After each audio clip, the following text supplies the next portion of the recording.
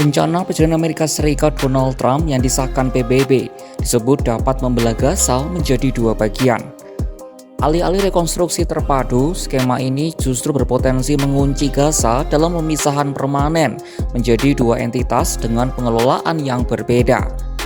Intinya Gaza akan dibagi secara de facto menjadi zona hijau di bawah kontrol Israel dan zona merah di mana warga Palestina akan dipusatkan.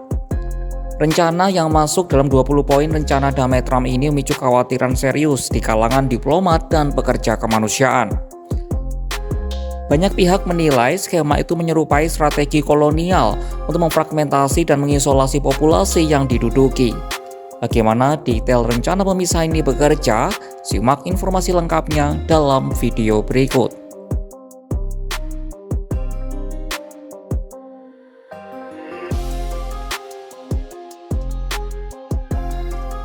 Jadi bagaimana detail rencananya?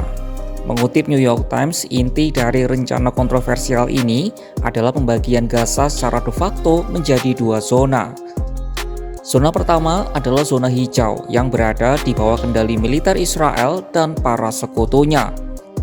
Zona hijau terletak di wilayah timur Gaza yang kini dikuasai Israel pasca gencatan senjata. Zona kedua adalah zona merah yang dipusatkan sebagai wilayah bagi para pengungsi Palestina dan mayoritas masih dikuasai Hamas.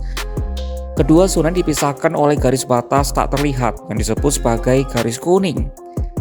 Nantinya di zona hijau, Amerika dan Israel akan membangun alternatif safe communities alias komunitas aman alternatif. Visi Amerika adalah membangun hunian yang sifatnya lebih permanen dibandingkan tenda-tenda yang digunakan warga Gaza saat ini, meskipun tetap bersifat sementara. Para pejabat menyebut salah satu opsi yang sedang dipertimbangkan adalah unit hunian kontainer. Hunian seperti ini telah digunakan untuk menampung pengungsi di Suriah, korban gempa bumi di Turkiye, dan pasukan Amerika Serikat di pangkalan militer Timur Tengah. Setiap kompleks dirancang untuk menampung antara 20.000 hingga 25.000 orang dengan dilengkapi klinik medis dan juga sekolah. Saat ini hanya sedikit dari 2 juta penduduk Gaza yang berada di zona hijau. Kebanyakan terdesak di zona merah yang dikendalikan Hamas, di mana Amerika Serikat dan Israel belum mengizinkan rekonstruksi apapun. Rencana ini juga merupakan cerminan dari kegagalan rencana damai Trump sebelumnya untuk melucuti senjata Hamas. Sehingga pejabat Amerika dan Israel berupaya melakukan apa yang mereka bisa di wilayah yang mereka kuasai.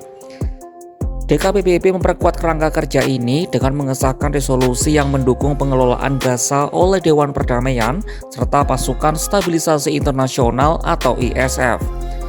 Namun resolusi itu mendapat penolakan keras dari Hamas karena dianggap bukan merupakan hasil negosiasi.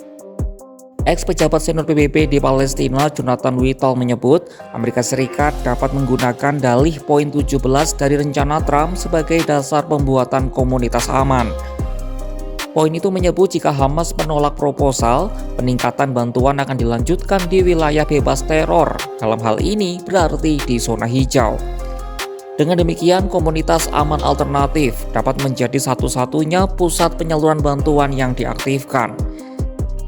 Ini secara efektif memperpanjang blokade total bagi warga Palestina di zona merah.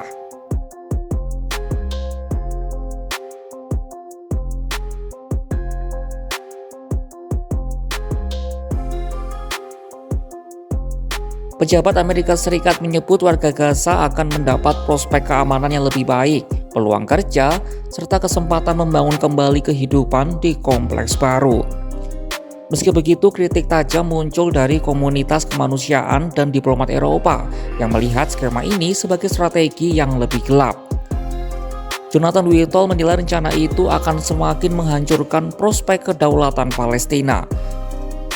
Ia menjelaskan tujuan penciptaan kamp-kamp ini bukan murni sebagai bantuan kemanusiaan, melainkan disebutnya untuk menciptakan zona perampasan. Palestina juga bersuara mengkritik kebijakan yang dinilai tak adil bagi warganya. Hayat Abu Ramadan, Ketua Kamar Dagang Kegubernuran Gaza mengungkapkan resistensi emosional terhadap rencana pemindahan paksa ini. Model komunitas terpusat seperti ini bukanlah hal baru. Wito membandingkannya dengan strategi era kolonial, seperti saat Inggris menciptakan desa-desa baru di Malaya pada tahun 1950-an, atau saat Amerika membuat desa-desa strategis di Vietnam pada tahun 1960-an. Semuanya bertujuan mengurangi dukungan semaksimal mungkin terhadap kelompok perlawanan.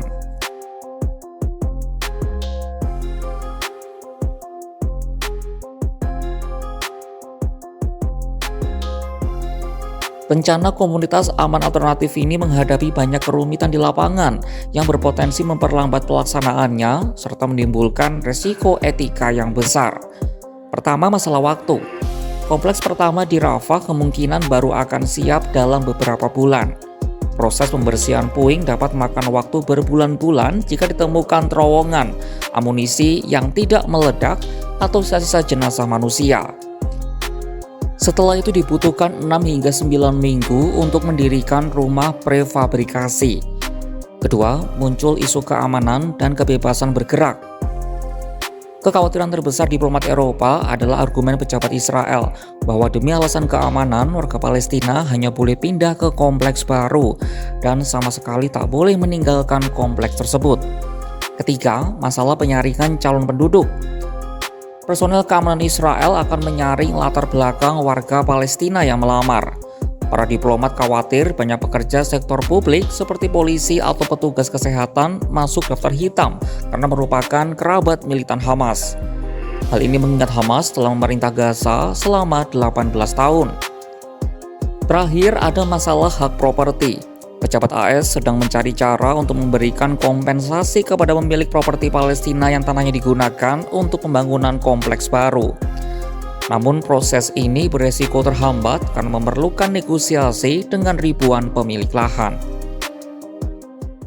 Rencana yang dipimpin Amerika untuk membangun komunitas aman alternatif di Gaza telah membelah Gaza menjadi dua entitas yang berbeda. Pejabat AS menyebutnya sebagai solusi praktis untuk bantuan darurat dan rekonstruksi. Sementara para kritikus melihatnya sebagai strategi terencana untuk mengisolasi populasi Palestina di bawah pengawasan internasional. Strategi ini secara de facto mengabadikan pendudukan Israel, sekaligus mengesampingkan prospek kedaulatan Palestina yang utuh. Dengan rekonstruksi yang dilabeli sebagai zona hijau dan pengabaian zona merah, rencana ini beresiko melanggar hak asasi manusia warga Gaza. Di tengah ketidakpastian ini, nasib 2 juta penduduk Gaza kini tergantung pada apakah kompleks baru itu akan menjadi rumah yang aman atau sekadar monumen baru bagi impunitas kolonial. Saksikan kabar lainnya hanya di kanal YouTube Kompas.com.